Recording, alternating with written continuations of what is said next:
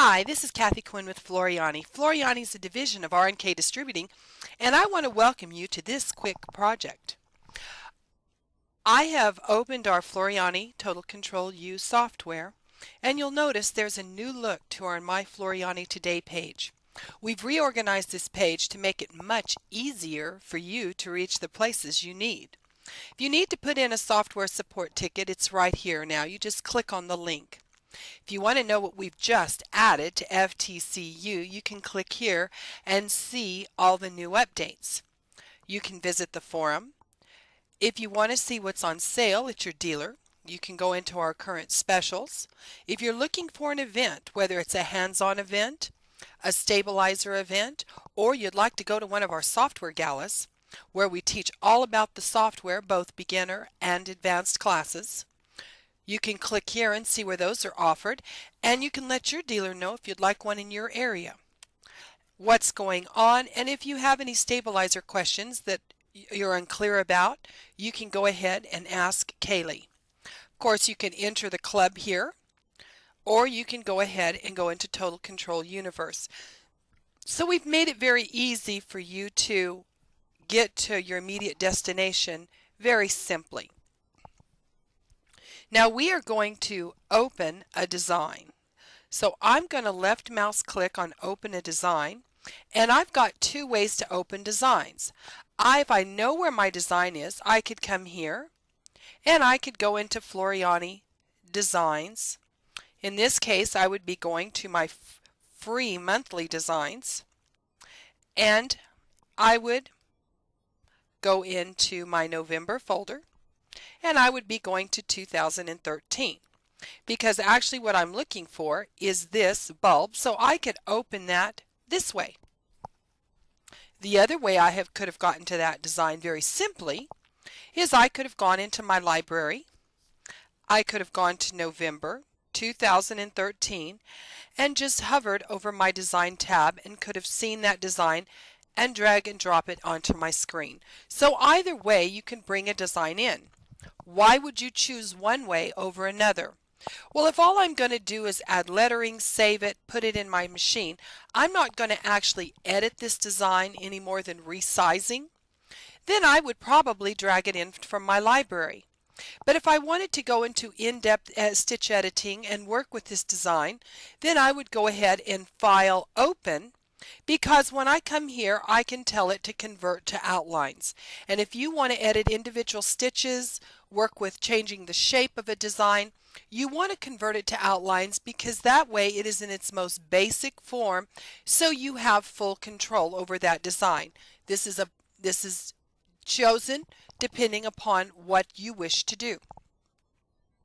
Now I could have pulled it in from my library today, because I'm not actually going to edit this design any more than resizing and lettering. The first thing I want to do is I'm going to come to my sequence view. And for those of you that follow my lessons, you know that the sequence view is the best place to go to work with any portion of your design. Now right now I'm going to select all items. So that's going to select everything on my page, because the first thing I want to do is resize this design. Now this design is about 3 inches wide. What I would like to do is bring it down to about 2.5 inches wide. So I'm just going to go ahead and move this in, dragging a corner handle. I don't have a specific exact size. I'm still a little large, so I'm going to come on in and change this design. And now I'm at about 2.5 inches wide, and that's where I was going with this. What we're going to do today is I want to create a glass charm. You're used to having wine charms during the holidays, so everybody can identify their glass. Well, the problem with that is sometimes is if the stem of the glass is a wide stem, a charm doesn't necessarily fit on it. And if you're using other kinds of glasses or water bottles, then you have trouble getting those charms on there. So we're going to create a charm that will fit any size. So with this now about 2.5 inches wide, I would like to add my name to it. Now you might want to add 2014, you might want to add Christmas, whatever lettering you want to add to these. It's very simple. I'm going to come up to my upper left-hand corner to my T for text. I'm going to left mouse click on it. Now I have an A stuck to my cursor, which lets me know that I have selected lettering, and I'm going to left mouse click on screen to activate my tool. The minute my tool is activated, anything I can do to lettering is right here in my right hand upper properties box. Now I'm just going to add my name, Kathy, to this. And I'm using one of our brand new fonts.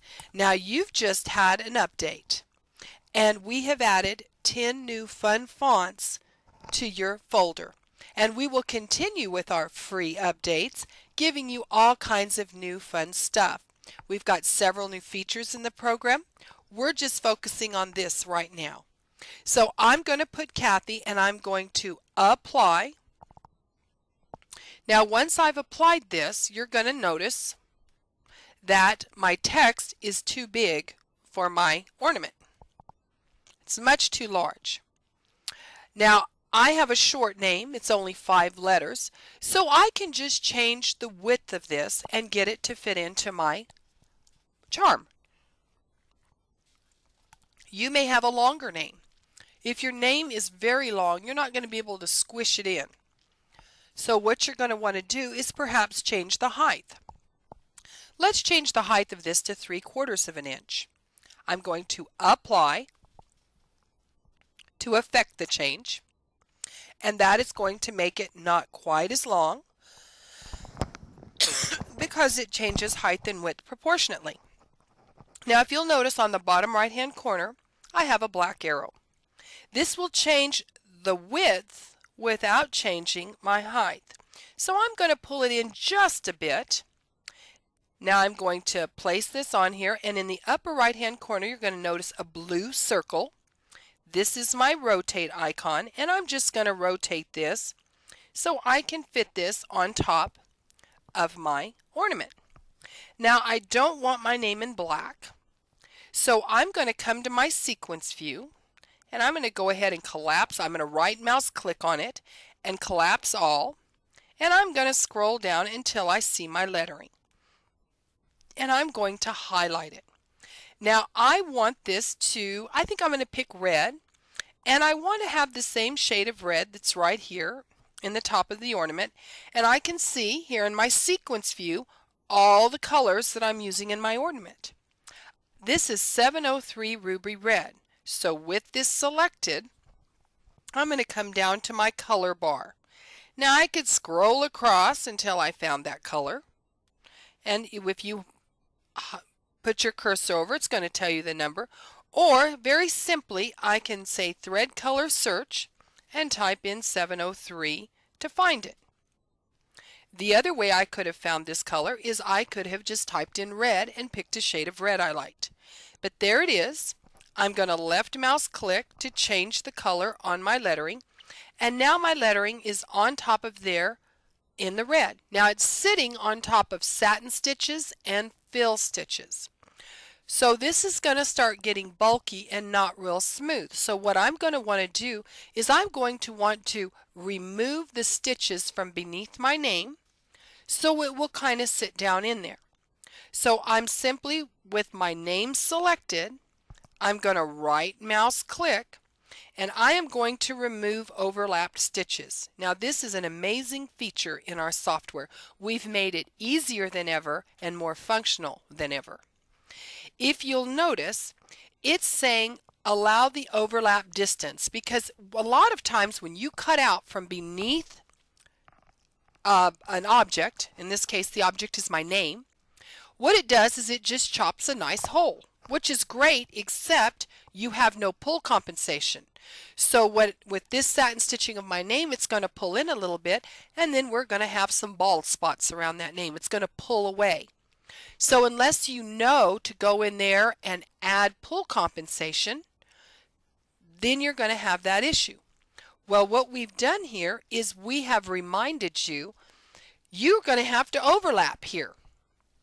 So what I'm going to do is, I know that a satin stitch, because I've been taught by a master, Mr. Floriani, I know that that satin's going to have about 2/10 of a pull on either side on a knit. Now I'm not putting this on a knit. I'm going to put it on Floriani no-show mesh. It's a nylon mesh that's very strong because I'm going to cut this out with a heat burning tool to create my wine charm.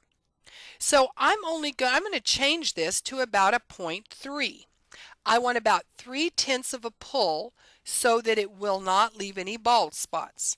Now once I've done that, I'm going to say OK, and this is going to take a moment because what the program is doing for me is it's looking at that satin, it's looking at that fill that's beneath my name, it's going to look at the best path to cut that out with adding in my pull compensation. So if you give it just a second, it will do this for you, and this is a very complicated issue for software, but Floriani Total Control U does it flawlessly. So you're really going to love using this feature. Now normally when I cut out, it wouldn't take this much time, but I've asked it to perform a very complicated operation right now because of that satin stitch lettering on top of satin stitching and on top of the fill. So now that we've got this, if I come in here and move my name, you will notice it has cut out from beneath the letters very nicely, giving me enough overlap. So now, well, let me zoom in case you can't see it good. I'll just zoom in on the K part. So you can see what it's done. It's done a beautiful job of cutting through everything. Now let's fit this to screen. And we need to undo because that's our friend. And that's going to move my lettering back perfectly over that cutout place. So now I'm ready to stitch this out. So what I'm going to do is I'm going to go File, Save As. Now you'll pick where you want to save it. In my case, I would put it on a jump drive. So I would pretend I've picked a jump drive. I would give it the name I wanted to give it, Wine Charm. And I'm going to put Kathi. And now I will save it as a WAF file first. Now remember, no machine reads a working file. WAF is our working format. So this is not really a stitch file, it's an information file. So if I ever wanted to go in and make any changes, I'd want to make it from the original WAF file because since it's not stitches, I'm not going to lose information as I transfer to format to format to format. I'm going to save it first as the WAF, then I'm going to save it as a PES because I'm going to stitch it out on a machine that has that format. Now notice in our PES formats, we've got PES and then we have version 6, 7, 8, 9 multi-needle. If you pick PES with no version number, this is a very old version of PES. Will it stitch out? Absolutely. Will it stitch out fine? Absolutely. But what happens with this is this first format didn't carry a lot of information, such as different color charts, that type thing. It carried great stitch information. But today, our machines are brilliant. They'll tell you what color you're using.